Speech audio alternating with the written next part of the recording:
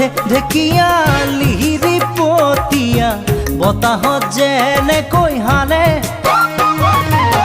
ঢোলৰে চাপৰত তোৰে লাহি কঁকাল দুচেও তিনি চেওকৈ ভাগে